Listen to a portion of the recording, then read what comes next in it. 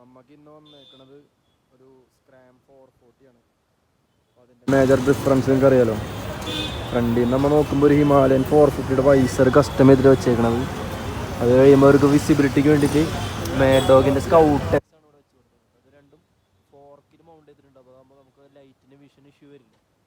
പിന്നെ ഇതിൽ വന്നേക്കുന്നത് പ്രൊട്ടക്ഷന് വേണ്ടിയിട്ട് ബേസിക്കലി ഒരു മോട്ടോർ ഡോർക്കിൻ്റെ ക്രാഷ് ഗാർഡാണ്. പിന്നെ നമ്മൾ സ്റ്റിൽ നിങ്ങൾക്ക് അറിയാലോ ബാഗ് ബസ്റ്റേഴ്സ് എന്ന് പറഞ്ഞ ബ്രാൻഡിൻ്റെ ഹാൻഡ് ഗാർഡ്സ് ആണ് നമ്മൾ യൂസ് ചെയ്തേക്കുന്നത്. അത് പ്രീമിയം ബ്രാൻഡാണ്.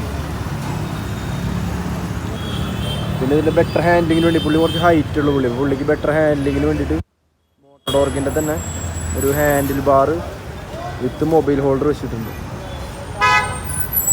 പിന്നെ അടുത്ത് വന്നേക്കുന്നത് പുള്ളിക്ക് ലഗേജ് ക്യാരി ചെയ്യണം എന്നുള്ളൊരു റിക്വയർമെൻറ്റ് പുള്ളി പറഞ്ഞിട്ടുണ്ടായിരുന്നു. കൂടെ പില്ലണും വേണം.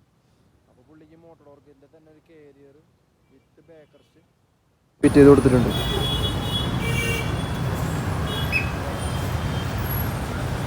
ഇതാണ് ടോട്ടൽ വണ്ടിയുടെ ഔട്ട്ലുക്ക്.